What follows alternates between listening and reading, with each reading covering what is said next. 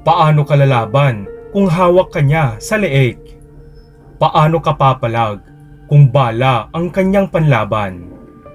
Paano ka kakawala kung bihag niya ang buhay mo? Paano ka tatakas kung kontrolado niya maging ang paghinga mo? Ano ang pansangga mo sa isang bala na mula sa makapangyarihang nilalang? Gagapang na lang ba sa lusak o lilipad na lang sa hangin ang hampas lupang trabahador na si Kidlat upang makaligtas sa kamay ng malupit na tagapagmana? Ito ang kwentong inyong matutunghayan sa videong ito. Pero bago ang lahat, don't forget to hit the subscribe button, pati na rin ang notification bell para lagi kayong updated sa mga bago pa nating pasabog na mga video sa mga susunod na araw mga parekoy. Kung handa na kayo, umpisahan na natin in 3, 2, 1.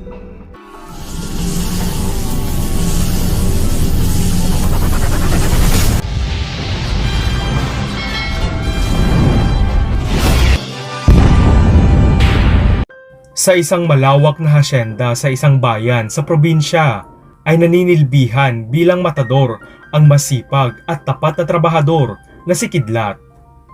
Bagamat pagiging matador ang pinasukang trabaho ng binata, ay ginawa din siyang personal na alalay at tagasilbi ng mayayamang may-ari ng hasyenda na sina Don Arturo at Doña Felicidad dahil sa hindi maipaliwanag na kadahilanan ay sadyang napakagaan ng loob nila kay Kidlat at siya ang bukod tanging lubos nilang pinagkakatiwalaan sa lahat ng kanilang mga tauhan. Ngunit dahil sa natatanging pagtrato ng mayamang mag-asawa kay Kidlat, ay isang tao naman ang nagkaroon ng malalim na puot at hinagpis sa kanyang puso dahil sa matinding selos sa hamak nilang trabahador. Ito ay ang kaisa-isa nilang apo, ang nag-iisa nilang tagapagmana, si Senyorito Austin. Bilang isa sa pinakamalaking supplier ng karne sa buong lalawigan, sina Don Arturo at Doña Felicidad, ipinagmamalaki naman nila na nasa kanila din ang itinuturing nila na pinakamagaling na matador at ang kanilang lucky charm sa hasyenda na si Kidlat. Dahil sa galing ni Kidlat sa pakikipagkapwa-tao, ay lalo pang dumami ang mga bayan na kanilang sinusuplayan ng karne at maging ang mga restaurant at mga hotel din ay naging customer na nila magmula noong ipinagkatiwala ng mag-asawang hasyendero ang pamamahala nito kay Kidlat. Naging napakalaking tulong ni Kidlat sa mayamang mag-asawa dahil nakapag-focus naman sila sa iba pa nilang negosyo sa hasyenda dahil ang kanilang kaisa-isang tagapagmana ay ubod ng tamad at walang balak tumulong sa kanilang mga negosyo. Bagamat sagana sa lahat ng kanyang pangangailangan si Austin, ay hindi ito nakapagtapos sa pag-aaral dahil nalulong ito sa barkada at iba't ibang mga bisyo, kagaya ng ipinagbabawal na gamot. Kahit pa ilang beses nang naglabas-masok sa rehab si Austin, ay hindi pa rin ito tinatalikuran ang kanyang masamang gawain, maging sa kanyang mayamang lolo at lola. Mabuti na lang at naging mahaba pa rin ang pasensya ng Don at Donya sa kanya dahil inisip na lang nila na baka dahil ito sa pagkawala ng kanyang mga magulang kaya nagkakaganyan ang kanilang apo. Kaya naman binusog nila ng pagmamahal at pag-aaruga si Austin upang mapunan ang puwang sa kanyang puso. At patuloy silang umaasa na balang araw ay magtitino din ang kanilang apo.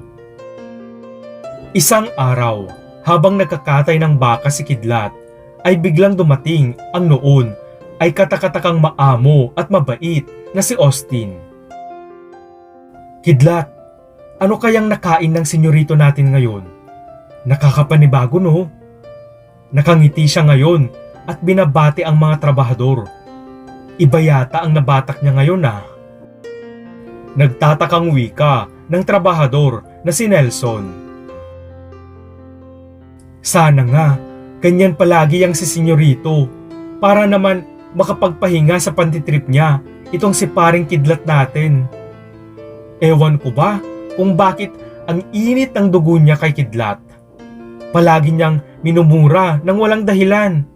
Paborito niyang pagbuntunan ng galit itong pare natin kahit wala naman siyang ginagawa.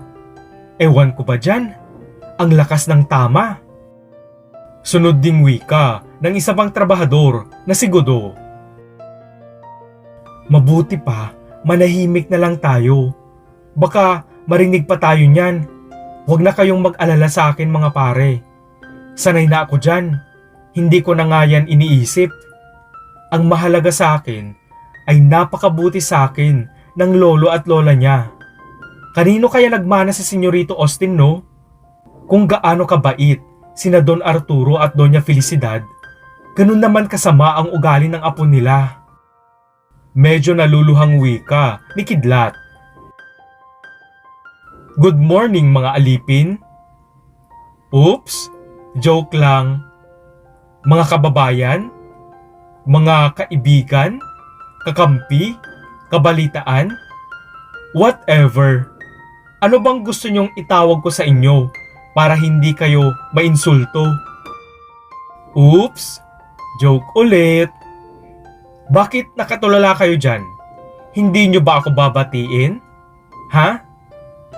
Sarkastikong wika ni Austin habang tumatawa ito ng malakas. Good morning po, senyorito. Sabay-sabay na tugon ng mga trabahador kasama si Kidlat.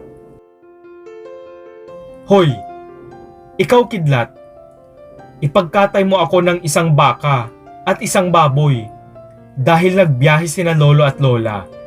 Ibig sabihin, solo ko ngayon ang buong hasyenda. Magpapa-house party ako mamayang gabi. Pupunta dito yung mga barkada ko. Nasabi ko na sa mga katulong yung mga gusto kong luto. Godo, Nelson, ipunin nyo yung dugo ng baka at baboy. Ilagay nyo sa batya. May paggagamitan ako. Nakangising wika ni Austin. Sige po, senyorito. Tatanungin na lang po namin sa mga kasambahay yung mga gusto nyong luto para alam po namin yung hiwa ng mga karne. Pero, senyorito, saan nyo po gagamitin yung dugo? Di ba hindi po kayo kumakain ng dinuguan? Kung pwede po sana, ay idagdag na lang po namin sa isusupply namin sa palengke.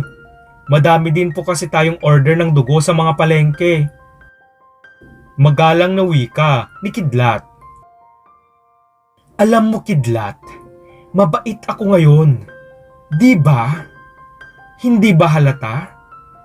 Kaya wag mong pinapainit ang ulo ko kung ayaw mong maubos ang bait ko. Kidlat, pag sinabi kong akin ang dugo, akin. Mahilig sa dinuguan ang mga bisita ko. May reklamo ka? Ha? Gigil na wika ni Austin. Pare, huwag ka nang sumagot. Kami na ang bahala. Bulong ni Nelson kay Kidlat. Opo, senyorito. Masusunod po kayo. Pagpasensyahan nyo na lang po si Kidlat. Hindi lang po niya narinig ng maayos yung sinabi nyo. Kami na po ang bahala, senyorito. Pasensya po ulit. Natatarantang wika ni Godo. Good. Marunong naman pala kayong umintindi. Siya nga pala, Kidlat. Invited ka sa party mamaya. Magbihis ka ng maayos dahil puro mayayaman ang mga bisita ko. Kung wala kang maayos na damit, sabihin mo lang at bibigyan kita. Okay? Kalmado ng wika ni Austin. Talaga po, senyorito? Bakit po? Naku, wag na po. Nakakahiya po. Puro po kayo mayayaman. Hindi naman po ako bagay sa ganyang mga party, senyorito. Nahihiyang tugon ni Kidlat. Ano ka ba? Wala yun. I insist. You should come. Sabihin na nating peace offering ko to sa'yo. Actually, sina lolo at lola nga ang may idea na isama kita sa party. They said na dapat ay maging mabait ako sa'yo at kaibiganin kita dahil ikaw daw ang magtuturo sa akin ng pasikot-sikot dito sa hasyenda. Narealize ko kasi na it's about time na para ma-involve ako sa mga negosyo namin. After all, ako lang naman ang tagapagmana sa lahat ng ito. Kidlat, I will not take no for an answer. Mabuti pa, sumama ka sa akin ngayon at ibibigay ko na sa'yo yung susuotin mo para wala ka ng excuse para hindi umattend. Masayang wika ni Austin. Ganun po ba? Sige po, senyorito. Maraming salamat po. Maikling tugon ni Kidlat dahil sa sobrang hiya nito sa kanyang amo na bigla na lang naging mabait sa kanya sa oras na iyon. At sumapit na nga ang oras ng house party ni Austin. Ngunit sa hindi maipaliwanag na dahilan ay naging balisa si Kidlat sa oras na iyon at parang napakabigat ng kanyang pakiramdam. Dahil sa kakaibang kaba sa kanyang dibdib sa oras na iyon, ay minabuti na lang ng binatang matador na huwag nang pumunta sa imbitasyon sa kanya ni Austin at naisip niya na mas mabuting magpahinga na lang siya dahil baka sobrang pagod lang siya dahil sa maghapon nitong trabaho. Ngunit laking gulat ni Kidlat nang si Austin mismo ang sumundo sa kanyang kwarto dahil hindi daw pwedeng mag-umpisa ang party kapag wala siya. Dahil ito daw ang bilin sa kanya ng kanyang lolo at lola. Kaya naman, kahit hindi komportable ang pakiramdam ni Kidlat, ay umattend pa rin siya sa party. Alang-alang sa mababait sa kanya na sina Don Arturo at Doña Felicidad, ay napilitan na itong sumama kay Austin. Pagdating nila sa malawak na garden ng hasyenda kung saan nagpa-set up ng party si Austin, ay laking pagtataka ni Kidlat dahil sa kanyang napansin. Senyorito, nasaan po ang mga kasambahay? Bakit parang wala po sila? Nagtatakang wika ni Kidlat. Okay na kasi lahat. Lahat ng kailangan namin ng mga bisita ko ay nandito na. Kaya pinauwi ko muna sila sa mga pamilya nila. Bukas na lang sila babalik para magligpit at maglinis. Parang panandali ang pahinga na rin nila.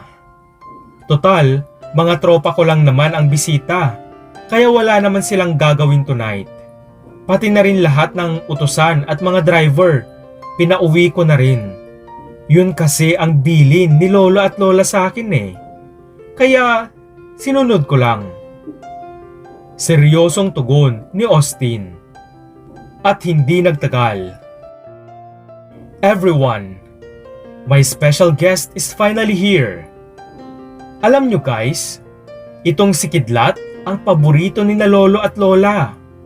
Minsan nga, parang mas pinapaboran pa nila itong matador namin kaysa sa akin na sarili nilang apo at kaisa-isang tagapagmana nila. Pero, okay lang yun. Dahil nakapag-decide na ako na maging involved sa mga negosyo namin. Si Kidlat naman ang magiging partner ko dahil siya na ang magiging personal assistant ng inyong abang lingkod magmula ngayon. Palakpakan natin siya guys! Malakas na wika ni Austin at wala namang humpay ang pagsigaw ng mga tropa ni Austin sa pangalan ni Kidlat. Dahil dito ay lalo nang nahiya si Kidlat sa mayayamang bisita ng kanyang senyorito dahil hindi naman talaga siya sanay sa ganitong klase ng okasyon at lalong hindi siya sanay sa ganong klase ng atensyon. Makalipas ang ilang minuto ay nagulat muli si Kidlat dahil sa announcement ni Austin. Dahil di umano ay mayroon silang inihandang malaking sorpresa para kay Kidlat, ay piniringan nila ito sa mata para daw hindi niya agad makita ang sorpresa sa kanya. Senyorito, pipikit na lang po ako. Pakialis na lang po ang piring ko. Kinakabahang wika ni Kidlat. Ano ka ba? Surprise nga eh. Malay ko ba kung sumilip ka? Huwag kang mag-alala. Si Lolo at Lola mismo ang bumili nito para sa'yo. Sayang nga daw kasi wala sila ngayon. Alam mo naman sila, pagdating sa negosyo, mas uunahin nila yun kahit sa anumang party. Kaya nga mabuti na rin at pinagkatiwala nila ito sa akin dahil gusto nga nilang magkasundo na tayo. Wika ni Austin. Ganun po ba? Sige po. Maikling tugon na lang ni Kidlat dahil hindi nito malaman ang kanyang nararamdaman sa panahong iyon at tila mayroong bumabagabag sa kanyang buong pagkatao na hindi nito maipaliwanag. Boys, ipasok niyo na ang sorpresa para kay Kidlat. Malakas na wika ni Austin at agad namang ipinasok ng mga tropa ni Austin ang misteryosong sorpresa nito. Sa noon ay kinakabahan pa rin na si Kidlat. Wow! Red ang kulay! Shit! Ang ganda! Sigaw ng isang tropa ni Austin. Astig! Ang lakas makapogi niyan, Kidlat! Sunod ding wika ng isa pang tropa ni Austin. Magmumukha kang mayaman pag sumakay ka dyan! Malakas ding wika ng isa pang bisita. Dahil sa mga narinig niya, ay tila nabunutan ng tinik sa dibdib si Kidlat dahil naisip nito na tila ba isang kotse ang sorpresa ng mayayaman nitong amo sa kanya. Hindi nagtagal ay binuhat nila si Kidlat at pagkabilang nila ng 1, 2, 3 ay inihagis nila ang walang kamalay-malay na binata sa misteryosong sorpresa ni Austin para sa kanya. Pagkahagis nila kay Kidlat, habang nakapiring ito, ay dinig ng binata ang napakalakas na tawanan at kantsawan ng mga tao sa kanyang paligid. Unti-unting iniangat ni Kidlat ang kanyang ulo para alisin ang kanyang piring at bigla na lang bumuhos ang luha sa kanyang mga mata. Ang kawawang si Kidlat sa oras na iyon ay naliligo na sa malaking batya na puno ng dugo ng baka at baboy. Tama, ang dugo pala ng mga hayop na ipinatago ni Austin sa kanilang mga trabahador ay ginamit nito para ipaligo sa kinaiinggitan at kinaiinisan niyang si Kidlat para ipahiya ito at pagtawanan ng mga tropa niya na kagaya din niyang mga bangag. Noong tuluyan nang nakatayo si Kidlat mula sa pagkakalublob nito sa batya na puno ng dugo, ay agad nitong naisip sina Don Arturo at Doña Felicidad. Austin, nasaan sina Don Arturo at Doña Felicidad? Anong ginawa mo sa kanila? Alam mo, hindi sila umaalis o pumupunta sa kahit na anong business meeting o business trip na hindi nila sinasabi sa akin. Hawak ko ang schedule nila. Wala silang naka-line up na business sa buong linggong ito.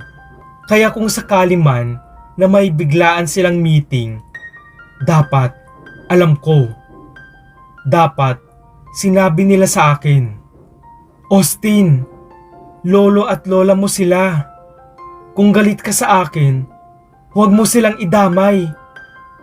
Mabubuting tao sila at mahal na mahal ka nila. Maawa ka, Austin. Sabihin mo kung nasaan sila. umiiyak na pagmamakaawa ni Kidlat. Ang dami mong dada. Malakas na wika ni Austin. Sabay mabilis nilang itinali si Kidlat sa motor at agad itong pinaandar ni Austin habang hila-hila ang duguan na binata. Makalipas ang ilang minuto ay isang malakas na putok ang bumulaga sa lahat. Bro, mukhang napuruhan mo. Wika ng tropa ni Austin. Oo bro, sige, ihulog nyo na sa bangin. Bahala na yung mga mababangis na hayop dyan. Pagpiyastahan na nila ang hampas lupang yan. Tumatawang wika ni Austin. Makalipas ang ilang araw ay dumating na sa hasyenda sina Don Arturo at Doña Felicidad. At laking pagtataka nila at maging ang lahat ng trabahador dahil hindi nila mahagilap si Kidlat. Nasaan ba si Kidlat? Ilang beses namin siyang tinatawagan pero naka-off ang cellphone niya. Wala bang may alam kung nasaan siya? Nag-aalalang wika ni Don Arturo. Wala nga po eh. Kahit sa amin po, wala po siyang nabanggit. Sagot ni Nelson. Imposibleng hindi yon magpaalam sa amin kung sakaling aalis man siya. Kilala ko si Kidlat. Nagsasabi yon sa amin na Arturo kung may problema siya. Naluluhang wika naman ni Doña Felicidad. Kami din po ay nagtataka. Basta ang alam po namin, umattend po siya sa party ni Senyorito Austin. Pero kinabukasan po nun, hindi na po siya pumasok. Hanggang ngayon po. Sagot naman ni Godo. Anong party? Austin, anong ginawa mo nung wala kami dito sa hasyenda? Aba, may importante lang kaming nilakad? Umalis lang kami panandalian? Kung ano-ano na atang kabulastugan ang ginawa mo dito ah. May kinalaman ka ba sa pagkawalan ni Kidlat? Galit na wika ni Don Arturo. Relax lang kayo, lolo, lola. In-invite ko lang naman yung mga friends ko. Sa garden lang kami. Swear, hindi kami nagparty sa loob ng mansyon.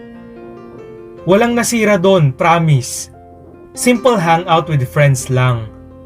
Actually, in-invite ko nga si Kidlat. Gusto ko din sana siyang makabanding at para makabawi na rin sana sa kanya. Kaso, hindi siya nun umattend sa party. Ang totoo, dapat nga, sekreto lang namin to eh. Kaso tingin ko, mas okay na rin na malaman nyo para hindi kayo mag-alala. Nagtanan po si Kidlat ng gabing yun. Nung niyaya ko siya na mag-uumpisa na yung party, nakiusap siya na huwag ko daw sasabihin kahit kanino na magtatanan sila ng girlfriend niya. Siyempre, sino ba naman ako para pigilan ang dalawang pusong nagmamahalan, di ba? Kaya ayun, nagtanan na nga sila. Paliwanag ni Austin. Talaga po? Ang alam po namin ay wala namang girlfriend si Kidlat. Nagtatakang wika ni Godo. Oo sir, matagal na nga po namin siyang sinasabihan na manligaw. Pero ang sabi niya, mag-iipon daw muna siya at uunahin daw po niyang magpayaman muna. Sunod ding wika ni Nelson. Aba, malay ko. Basta yun nga ang sabi niya. At syempre malay nyo hindi naman niya sinasabi lahat sa inyo. Nagulat nga din ako na may girlfriend pala siya. Pero, swear to God, yun ang sinabi niya. Magtatanan sila. Ang totoo niyan, nakita ko pa nga sa gate yung babae. Maganda nga siya. May taste tong si Kidlat, kaya siguro na humaling yung tropa nyo. Ayun, nagtanan. Sa tingin ko, Ayaw siguro nung mga magulang ng babae sa kanya. Kasi syempre, trabahador lang siya, matador. Yung babae, mukhang may kaya. Ayun, nagtanan. Wika naman ni Austin. Dahil dito, ay hindi na nila hinanap pa si Kidlat at unti-unti na silang bumalik sa normal nilang gawain. Lumipas ang ilang buwan. Isang araw ay bigla na lang nawala ang mayamang mag-asawa at hindi na muling nasilayan pa sa kanilang hasyenda. At tuwing tatanungin ng mga trabahador si Austin, ay ang tanging sagot lamang nito ay nasa bakasyon sila at hindi niya alam kung kailan sila babalik. Isang gabi ay bigla na lang nagwala si Austin na walang nakakaalam ng dahilan. Hanggang sa kinabukasan ay isang balita ang bumulabog sa buong hasyenda. "Senyorito, nakita po namin yung kotse ng lolo at lola nyo. Nasa gilid po ng bangin. Parang nabangga po sa malaking puno. Pero wala po doon yung katawan nila. Ang tingin po namin, huwag naman po sana. Pero baka ho nahulog sa bangin yung katawan nila, senyorito. Mabuti pa po, tumawag na po tayo ng mga pulis." Salitang wika ng mga nag-aalalang trabahador. "No, wag. Ako ang nakabangga ng kotse ni na lolo at lola kagabi dahil lasing ako. Nasa ibang bansa pa sila nagbabakasyon. Okay, back to work, now!" Tulalang tugon ni Austin. "Mabuti naman po kung ganun. Diyos ko po, kinabahan po kami. Nabahala po kami ng sobra. Salamat sa Diyos." Wika ng isang trabahador at agad na silang bumalik sa trabaho. Shit! Paano nangyari to? Paano nakatakas sina lolo at lola? Kung naaksidente sila habang tumatakas, malamang nga nahulog ang katawan nila sa bangin. That means, baka pinagpiestahan na rin sila ng mga hayop doon sa gubat. Okay na rin, hindi na ako mahihirapang papirmahin sila na ilipat sa pangalan ko lahat ng ari-arian nila. Ngayong wala na sila, ibig sabihin, mapapasa akin na agad ang lahat-lahat. Seryosong wika ni Austin sa kanyang sarili. Lingid pala sa kaalaman ng lahat, ay kaya pala niya inunang dinispatya ang trabahador nilang si Kidlat, ay dahil nalaman nito na balak pala siyang bigyan ng mana ng lolo at lola niya dahil nga napakalapit nila sa binata at siya din ang nag-aalaga sa kanila at nag-aayos ng lahat ng pangangailangan nila. Kaya naman, dahil ayaw niya ng kaagaw sa mana, ay minabuti niyang tapusin na ang buhay ng kawawang si Kidlat. Samantala, dahil pala sa kagustuhan ni Austin na maisalin na agad-agad sa kanyang pangalan ang mga ari-arian ni na Don Arturo at Doña Felicidad, ay pinilit niya silang papirmahin sa mga dokumentong pinagawa niya sa kanyang attorney. Ngunit noong tumanggi silang pumirma, ay tinutukan niya sila ng armas at ikinulong niya ang mga ito sa basement ng mansyon at walang awa niya silang sinasaktan sa tuwing tatanggi silang pumirma. Kaya pala biglang nagwala noon si Austin ay dahil noong muli itong pumasok sa basement ay wala na doon ang kanyang lolo at lola. At noong malaman niya na nabangga sa puno ang kotse nila, ay naisip nga nito na pabor ito sa kanya dahil wala ang katawan nila doon, ay ibig sabihin ay nahulog sila sa bangin at tuluyan na silang sumakabilang buhay. Kaya naman, Noong malaman niya ang tungkol sa aksidente sa kotse nila, ay mabilis itong tumanggi na magpatawag ng mga pulis dahil natakot itong maimbestigahan pa, kaya agad itong nakaisip ng paraan para hindi na mag-usisa pa ang kanilang mga trabahador. Sa paglipas ng araw, in-enjoy na ni Austin ang katas ng kanyang matagumpay na mga plano. Ang masolo ang lahat ng mga ari-arian at maging hari sa kanyang sariling palasyo. Isang araw ay mayroong dumating na mahalagang sulat na hindi inaasahan ni Austin.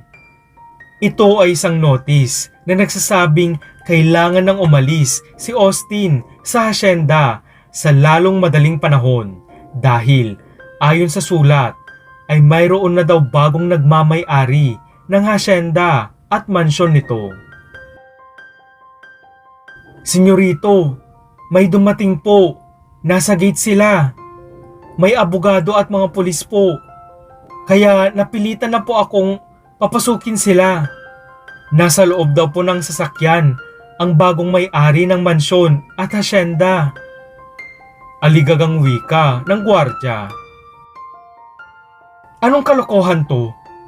Lolo, lola, mga hayop. Akin ang lahat ng to. Bakit nyo binenta? Hindi pwedeng mangyari to. Hindi ako aalis. Akin lang to. Walang ibang pwedeng umagaw sa akin ng lahat ng ito. Walang makikinabang kung hindi ako." Malakas na sigaw ni Austin. Nanlaki ang mga mata ng lahat nang bumaba sa sasakyan ang bagong may-ari ng mga ari-arian ni Austin. "Look, I'm here. I'm back. I'm alive." Matapang na wika ng lalaki. "Ikaw? Hayop ka, kidlat. Pusa ka ba? Ha? Ilang buhay ba ang meron ka? Saan ka naman kumuha ng pera na pambili ng lahat ng to? Nagnakaw ka ng bangko? Ilang bangko ba ang ninakawan mo para mabili to?" Gulat pero mapang-insultong wika ni Austin.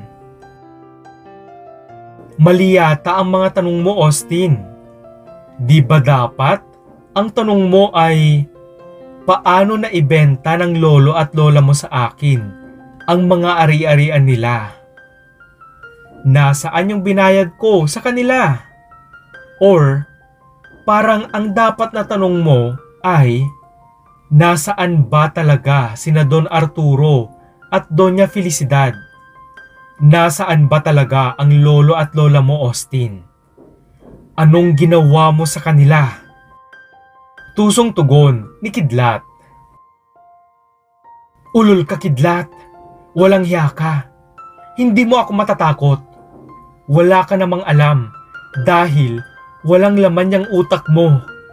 Hindi mo ako kayang paikutin. Lumayas ka sa hasyenda ko. Wala kang karapatan dito. Akin lang ang lahat-lahat ng ito." Galit na sigaw muli ni Austin. Ngunit mas lalo pang nangatog ang mga tuhod at nanghina ang buong katawan ni Austin noong mayroong dalawang tao na bumaba sa kotse. "Hayop ka, Austin. Itinuring ka naming kadugo. Itinuring ka namin na galing sa sarili naming dugo at laman. Sana hindi ka na lang namin kinupkop."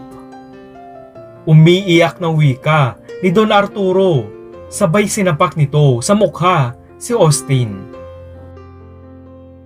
"Isang malaking sawa pala ang inalagaan, inaruga at minahal namin.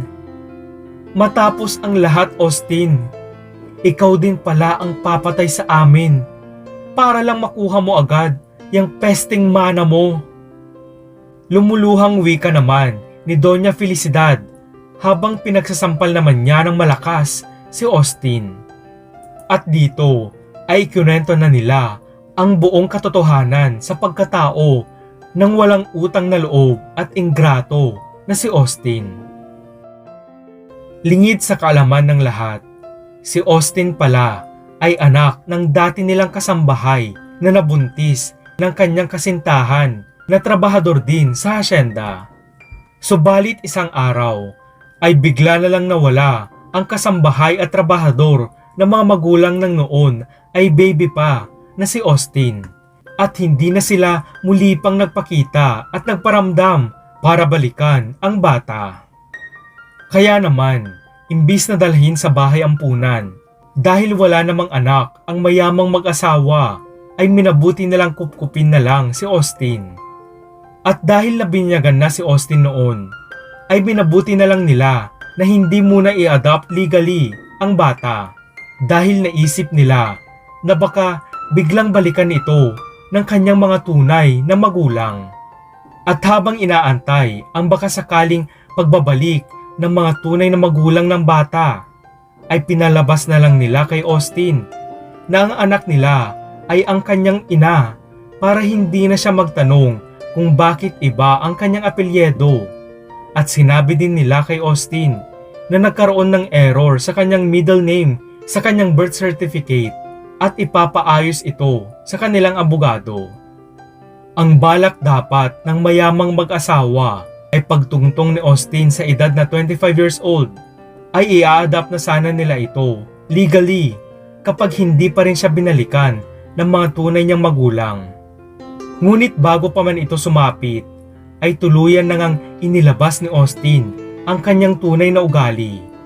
Ang pagnanais nito na mailipat na ang lahat ng mga ari-arian nila sa kanyang pangalan at pagkatapos ay kikitilin na niya ang kanilang buhay para tuluyan na siyang maghari-harian sa hasyenda. Mabuti na lang dahil hindi pala napuruhan ni Austin si Kidlat noon, kaya naman lihim palang nagmamanman ang akala niyang patay ng trabahador para siguraduhing ligtas sina Don Arturo at Doña Felicidad dahil may hinala na ito na baka may masama ding plano si Austin sa mga ito. Noong gabi pala na nakatakas sa basement ang mag-asawa, ay lihim nilang itinakas ang kotse nila at sa secret passage sila dumaan. At dahil nakita sila noon ni Kidlat, ay hinarang niya ang noon ay palabas na ng hasyenda na sasakyan ng mag-asawa at iminungkahin nito na palabasin na lang nila na patay na sila para isipin ni Austin na nagtagumpay na siya sa plano niya at para hindi na niya sila hanapin pa. Kaya naman, ibinangga ni Kidlat ang kotse nila sa malaking puno sa gilid ng bangin at isinama niya magtago ang mayamang mag-asawa para iligtas sila sa kamay ng sakim at gahaman na si Austin. At dahil sa nakita nilang totoo at mula sa pusong pagmamalasakit sa kanila ni Kidlat, ay nagpasya ang mag-asawa na siya na lang ang gawin nilang tagapagmana. Kaya naman, tuluyan na nilang pinalayas sa hasyenda si Austin at ipinakulong na rin nila ito para pagbayaran ang kanyang mga kasalanan sa kanila. Samantala, nagpatayo ng bahay sina Don Arturo at Doña Felicidad para sa mga magulang ni Kidlat sa loob din ng hasyenda at sila na ang mga kasama ng binata sa pamamahala ng hasyenda.